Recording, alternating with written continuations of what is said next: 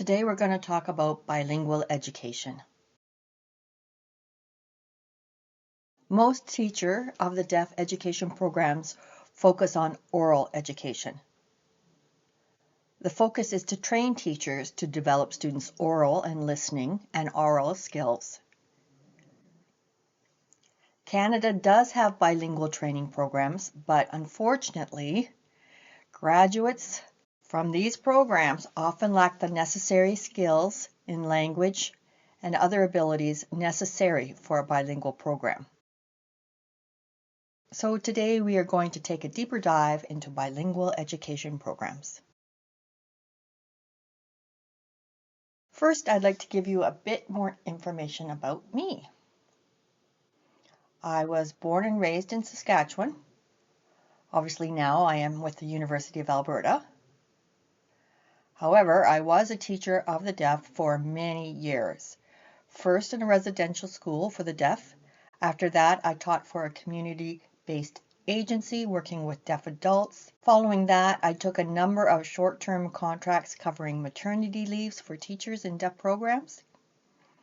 Then I worked for 17 years in a resource program supporting deaf and hard of hearing students. In that capacity, I had a number of staff that I supervised, including interpreters and other staff who supported the program and students.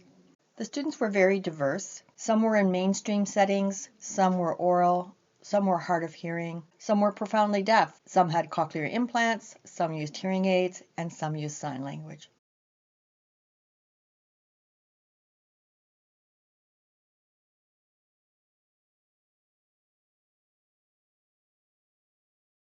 The Saskatchewan education system for deaf and hard of hearing students has truly deteriorated over the years.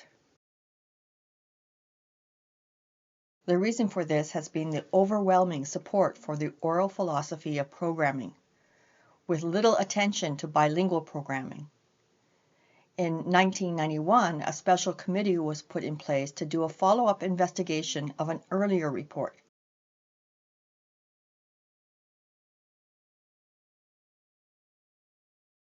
This Deaf Education Advisory Forum report was tasked to make recommendations. At this point, the Saskatchewan School for the Deaf was still operating and deaf students were attending at the time I was teaching there.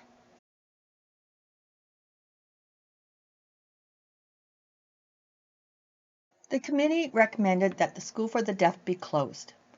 That programming was no longer needed. It said that all the students would benefit more from mainstream programming. As a result, the school was closed.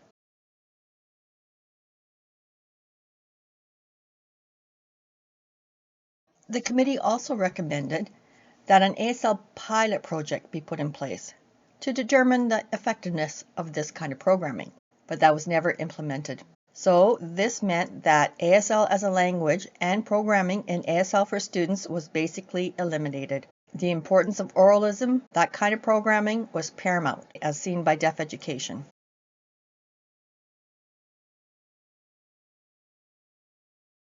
The report produced by the task force had about 70 recommendations to improve the oral education of deaf students.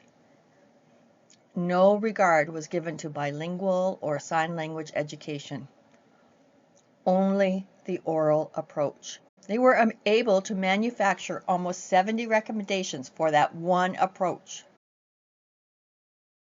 Of all the 70 recommendations, only the closure of the School for the Deaf was implemented. None of the other recommendations were implemented, so even the oral programming suffered too.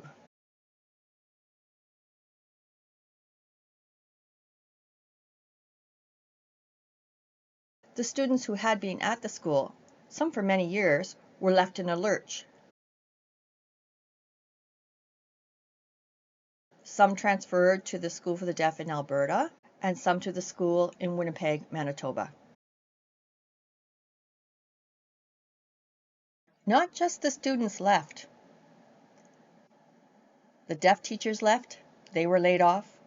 The deaf staff were laid off as well, and they left. And the deaf TAs were laid off, and as a result, had to leave the province in search of employment in other provincial schools. So the schools in Saskatchewan, Nova Scotia, New Brunswick, and Newfoundland were all shut down.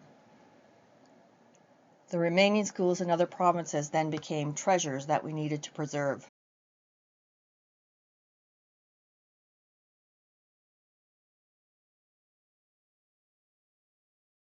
So now we are still living with the legacy of a 30-year-old policy. Deaf education practice and policy have not kept up with the research. Oralism is still prominent.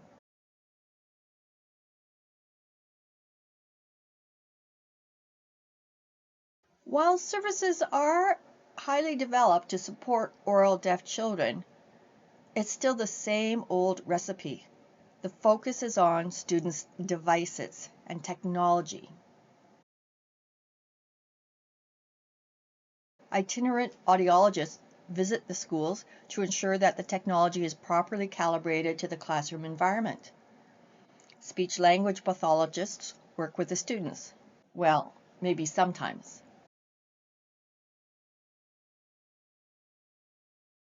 Supports for children who use sign language is sporadic and unplanned. Parents have to fight tooth and nail to get services. The system overwhelmingly puts resources into oral programming and marginalizes sign language program. It's seen as the last resort, so it's not properly resourced.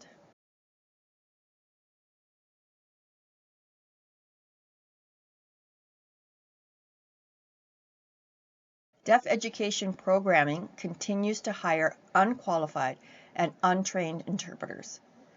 You may recall in one of my other lectures, I said that if the classroom interpreter is weak and disfluent in ASL, this will cause language deprivation in the student.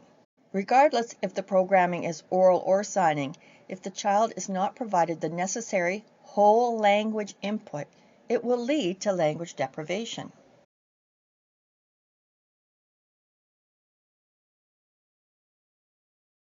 Parents and other professionals brought complaints to the Saskatchewan Human Rights Commission regarding deaf education. The commission collected loads of information on a broad scale, conducted interviews, hosted meetings, and published its report in 2016. The primary concern of the parents and the professionals was that there was no programming available in sign language for deaf children.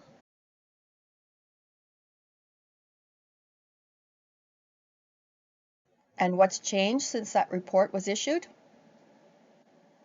Not a thing. They continue with the status quo. What's interesting is that Indigenous deaf children will be left totally unsupported in their northern communities. Immigrant children are not served either. Children with different cultures and different needs require deaf education teachers with different backgrounds, skills, and experiences.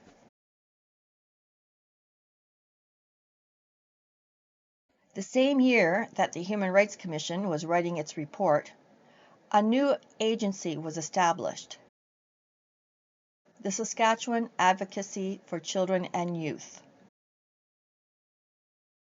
We researched its mandate and wanted to find out more. It's an interesting story how this agency got established. The service was established in response to the death of a 16-year-old deaf Indigenous youth who was in custody. He had no language, no sign language, no spoken language, no language at all. He couldn't communicate. While in custody, overnight, he began to feel ill. He communicated that to the staff, but they dismissed the situation, thinking he was fine, and sent him back to his room. I don't know, maybe they gave him some Tylenol.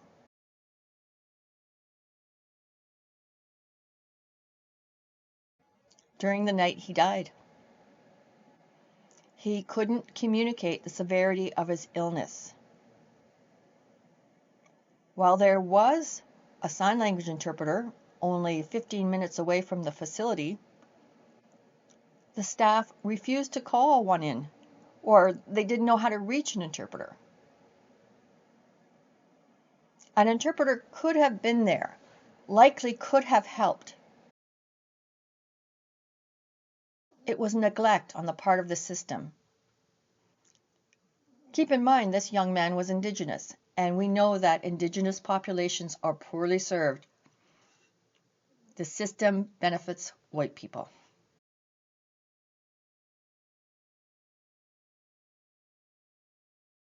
Another relevant court case took place in Moose Jaw, a small city in Saskatchewan. This young deaf boy received a cochlear implant, auditory training, speech training, but at the age of 9, he still had no language. He was not able to communicate. So, not unsurprisingly, as a result, his behavior was out of control. He was purposefully physically harming others, as well as harming himself. In response, the school built a padded cell to put him in when he lost control.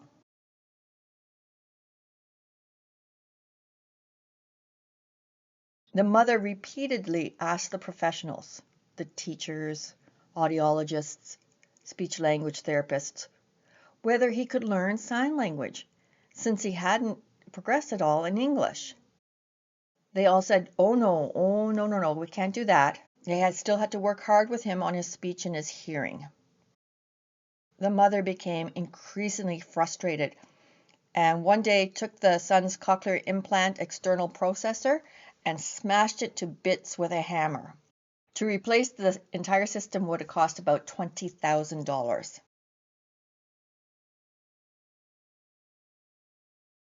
The Department of Health and the Department of Social Services stepped in and essentially charged her as an unfit mother.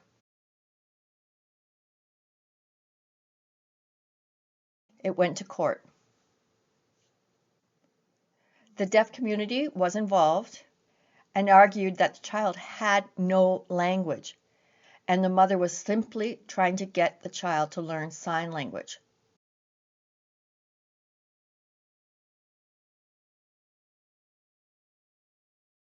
The judge, who was listening to the case, asked that the child be tutored in sign language before providing his ruling. So a deaf man was hired to work with the student one-to-one. The student picked up ASL very quickly. He became a different kid. After seeing this, the judge wrote in his ruling that the Ministry of Health, the Ministry of Social Services, and the Ministry of Education had failed the child. This was a huge step forward in recognizing that sign language had a place in deaf education.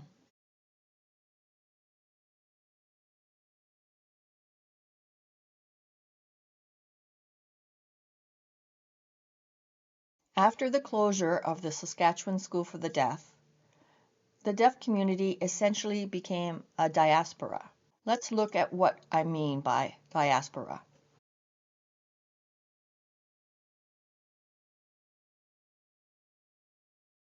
On this map of Western and Central Canada, I have plotted the relative sizes of the deaf communities for the major centers. BC has a large population of deaf people. Many deaf people actually moved to BC. In Alberta, Edmonton, we have a relatively large community.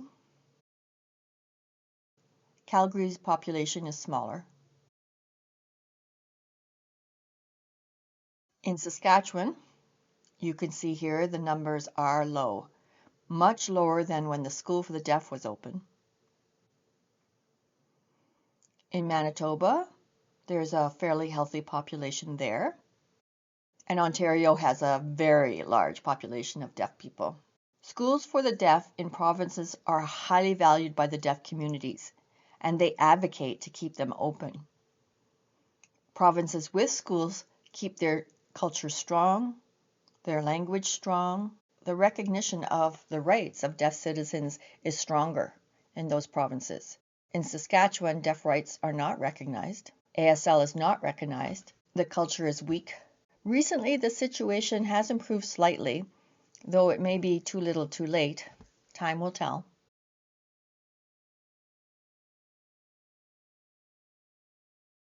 So what do I mean by diaspora? It's the homing desire we feel when we are in another country. We miss the foods we're used to, the traditions, customs, beliefs, the people. We miss the connection we had to home. It's often hard to put down roots and really connect when we move somewhere different. That sense of belonging that we had at home is just not the same in the new environment.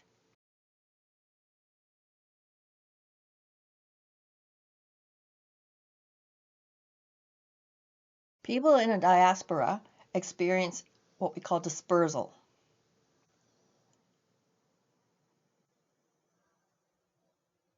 And they spend a lot of effort on maintaining identity boundaries.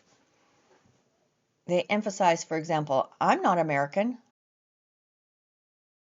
I'm not Canadian. I am African Canadian. I am Indian Canadian.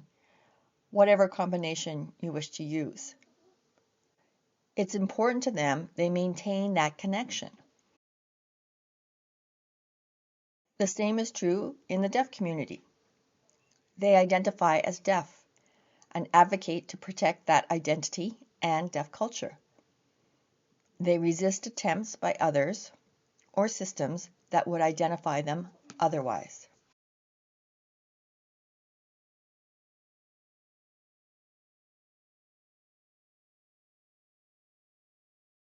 Dispersal for the deaf community is called inclusive education. They are completely disconnected from the community. Where in those school environments will a deaf child come in contact with a deaf adult, a deaf teacher? Where is there a community of similar others the child can belong to? Not belonging is unsettling. That's what I mean by diaspora. Currently in Saskatchewan, almost all deaf children are mainstreamed. Most deaf children have had cochlear implant surgery.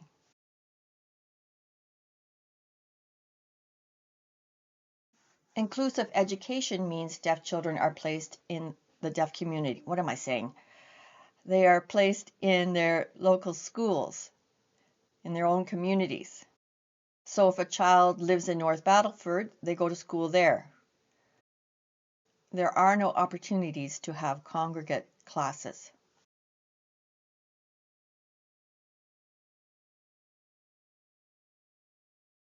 Saskatchewan has a dedicated cochlear implant clinic which works in partnership with the Saskatchewan Ministry of Health. The clinic has staff that will go into the schools with their fancy computers and calibrate the child's CI to the environment.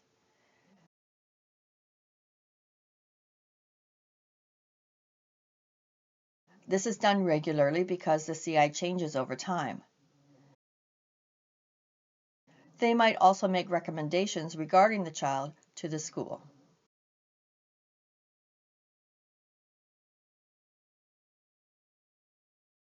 School divisions deliver services at its own discretion and capacity. So one school board could offer ASL programming and another could refuse. They operate as independent entities, and the Ministry of Education has no authority to tell them what to offer, whether it's programming or services.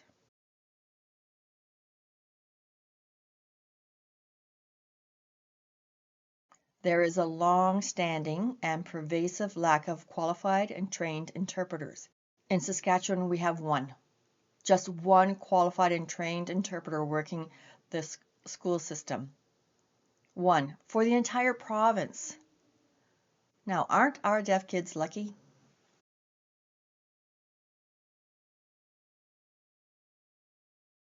A newer trend is the number of newcomer Canadian deaf students moving to Saskatchewan from other countries such as Syria, Bangladesh, Pakistan, India, Somalia. These students often arrive with no speaking skills. They haven't learned ASL, so what do you do with them?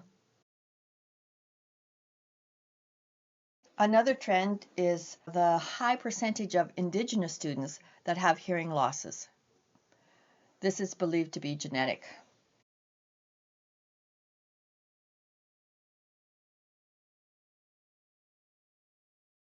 The signing we see can be non-standard varieties, which incorporate signed English, gesture, signs from other sign languages,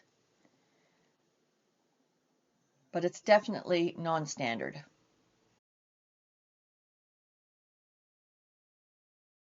Unfortunately, to this day, we see extreme polarization in deaf education.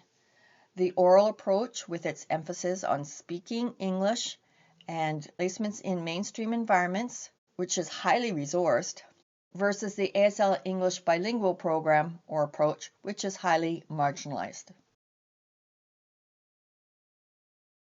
During your studies in this course, and as you learn ASL, you will become more aware of how oppressed the deaf community is, how they continually must fight and advocate for their space, deaf space, for their ways of knowing, fight for their role in deaf education. We will also talk about deaf literature, and I look forward to inviting you into the unique world of the deaf.